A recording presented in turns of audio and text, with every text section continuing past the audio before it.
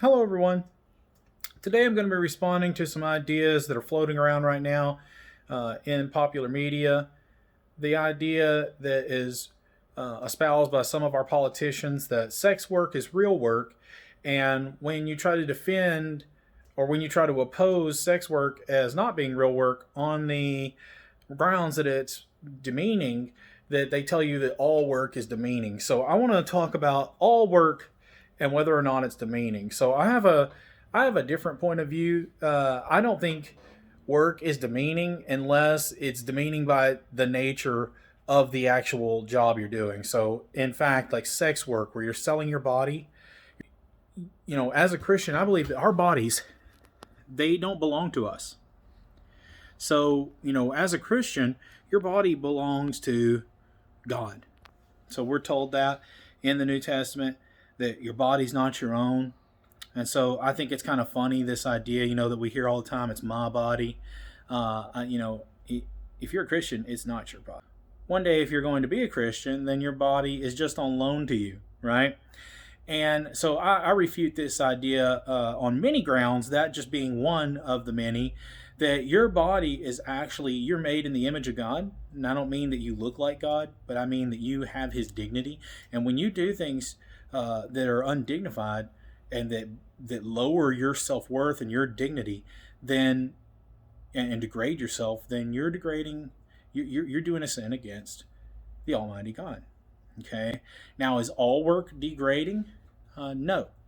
No, it's not. Okay. The Bible also tells us that we're supposed to do every job we have, everything we do, as if we're doing it for God himself. So currently in our society, we have this notion floating around that there's a hierarchy of jobs. So some jobs are good and prestigious, while other jobs are less dignified. And I think that position is wrong, it's incorrect, and it's not biblical. So the Bible tells us that everything we do, we're supposed to do it as if we're doing it for God Almighty, God himself. And so we're supposed to try our hardest, pour our hearts into everything. It doesn't matter if you're cleaning houses, if you're an executive for a company, if you're playing sports, if you're an artist like me, if you're, anything you do. It doesn't matter whether society deems it as degrading or not. Everything you do has a purpose. It serves your fellow man, your community. Okay. Some serve better and more. So some of the jobs we think of as degrading are some of the most necessary and some of the most beneficial to society. So if you look at people who clean, a lot of times cleaning, we feel like, and some people in America feel like that's beneath them. But where would we be in such a filthy world? I mean, can you even imagine? Somebody has to do that work, and it is not demeaning. There's nothing demeaning about hard work when you apply yourself to the betterment of other people and society. There's absolutely nothing degrading about that. So I refute that idea. I think it's absolutely, completely wrong in every aspect.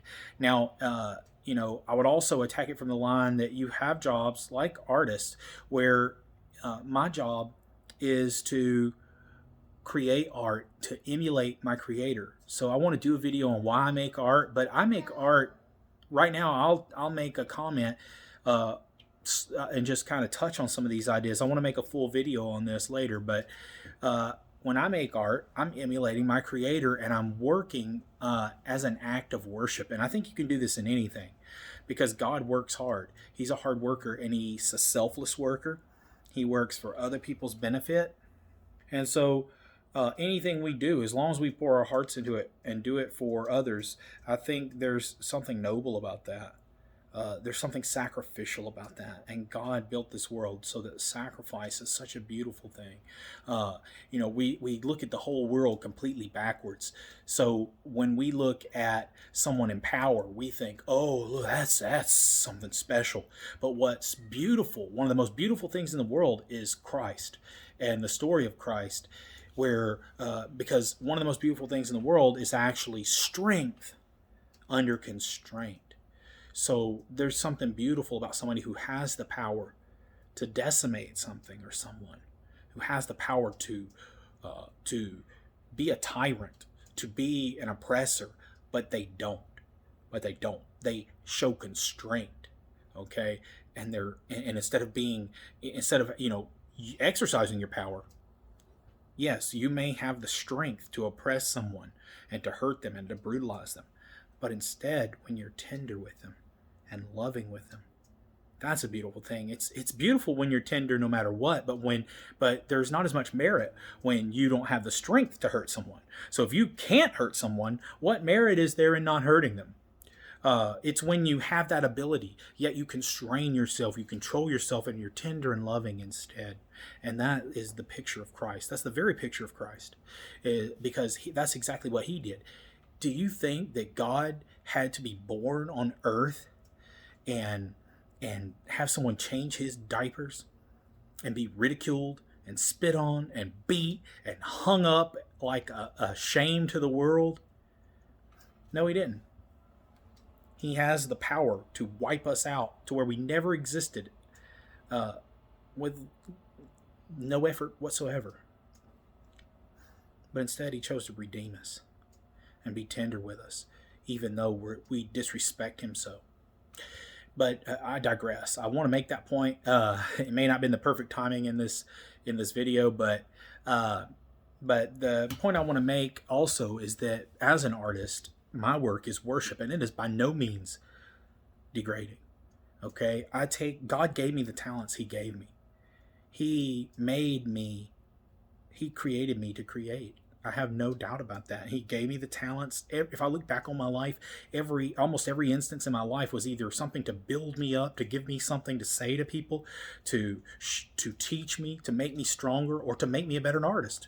It's like he gave me a father who was such a craftsman and such an intelligent maker himself, to train me in so many things like welding and mechanics and carpentry. And he gave me carpentry jobs, and he gave me jobs I see now, he gave me jobs in little low-level jobs that people would think are demeaning, working in hardware stores, learning all about tools and different techniques of trades that I've never had jobs in. All so that I could learn more and be empowered more to create. I've been to college. He set up the opportunities for me. And no, it was not always easy. I did have to work full time while going to school part time for a vast majority of my college career. But he made it possible. He made a way where there was no way. And so my whole life I can look back and see where he promoted the knowledge and the skill sets in me. And he raised me up and built me up to create. And he put that urge in me. And so when I create, I'm worshiping, both in my mind and my spirit, and both just by my actions, just by my very doing the creating. I'm emulating God. He's a creator, and he made me in his image. And so I'm a creator. And so there is nothing demeaning about that. My art speaks truth. And, I think, it may not be such a blatant, always Christian message, but God is truth. And when I speak truth, and when I reflect things that, that are truthful, and I express things that are honest and genuine, then I'm also promoting God's message, I think.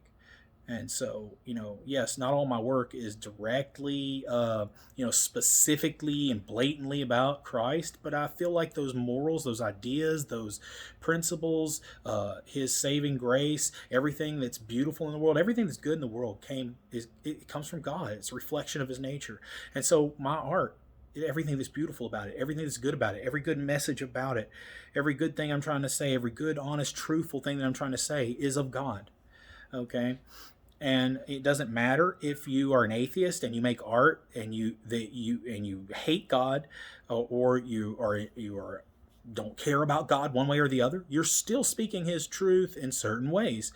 And I see this all the time. Artists try to refute God, and they try to reject God and prove that he's not there, and they talk about it in their art. But a lot of times their art ends up saying exactly the opposite of what they're trying to say when you look at the symbolism, when you take everything all together. And I'm a firm believer that you can interpret the art. You have the ability to look at it and try to interpret it yourself. And I don't think that's a cop-out. People say, "Oh, that's a cop out. They're not committing to a statement that they want to try and say." But here's the thing: you don't always know what you're trying to say. You think you know what you're trying to say, but your subconscious could be saying something very different. So I'm a firm believer in that kind of thinking that, you know, that your art is not necessarily just some conscious act. There's a lot of subconscious things that go into it, and you know that's what the surrealists were based a lot of their work on, is trying to tap into that. And you know, a lot of artists throughout time have predicted their own futures on accident, like just their art ended up reflecting what happened to them. And the same thing happened to me. You know, when I went through my first divorce, before I went through my divorce, I was making all these abstract works of bridges that were supposed to be warnings about people to guard your relationships, not just intimate relationships like my marriage, but any kind of relationships, friends, family. Just guard those. Be careful of them. Maintain them. Uphold them like a bridge. And so I had all these bridges that were decaying and falling apart, and going to nowhere, and lo and behold, my marriage fell apart within a year of making those. And I had no idea. It caught me off guard so hard. I had no idea. And you know, I devoted too much of my time to my art, and I was probably a very selfish person. And I'm not saying, you know, I'm not 100% at fault, but you know, I think it takes two to tango. But the point is, and I'm just trying to say, I don't blame the other party 100% in this. So I'm still good friends with that person.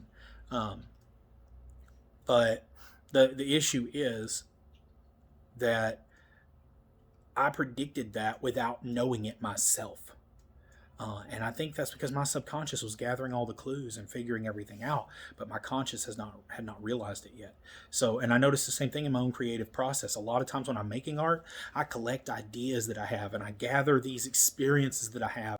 And when I'm thinking about a new work of art or a problem that I'm trying to solve, I think about it for a while, and then I forget about it, and then I let it just bounce around in my head for weeks, until all of a sudden my subconscious puts two and two together, and I have these just wonderful moments of clarity where I finally figure out what I wanted to do. I've solved the problem, or I take two pretty decent works of art, or decent art ideas, and combine them into something that they become coalesced into something that's so much better. And each one plays off the other to make something beautiful. Okay, and so you know, I think that, you know, there is a lot going on in the subconscious. So I don't think it's a cop out to say that other people can interpret your work. Yes, I think people can, you know, I don't think anyone should have any issues owning my work regardless of their beliefs. But, you know, also at the same time, my work does stand for something. And, you know, I'm not ashamed of that. I'm not abashed by it. And you know what? It just is what it is. I think there are certain things that are true and certain things that are not. And it's going to show up in my work. And I think anybody, even if you disagree with me, there are things that you can find in my work that you will find and know to be true, that you can relate to, even if you don't agree with everything I believe. And I think that's one of the beautiful things about art. That should be the way society is, that we have the ability to communicate. So there could be some people who get really mad at me for saying that sex work is not real work, and that it is degrading, but that not all work is degrading.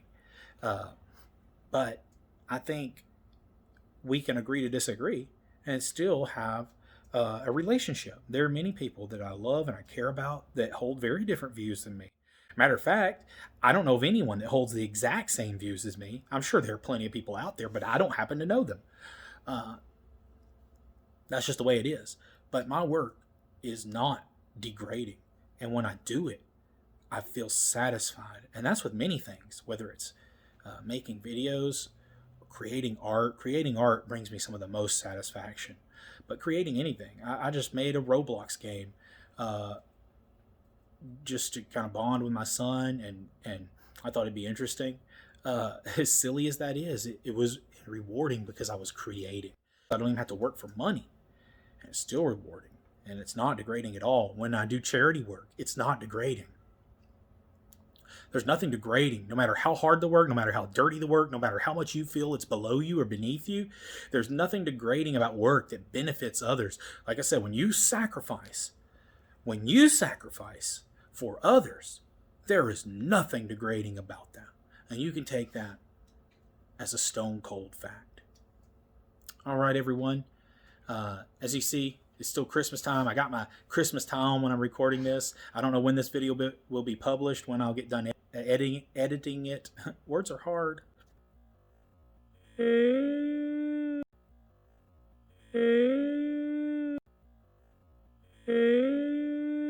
Okay, anyway, but I hope everyone has a Merry Christmas, and thank you guys for your time.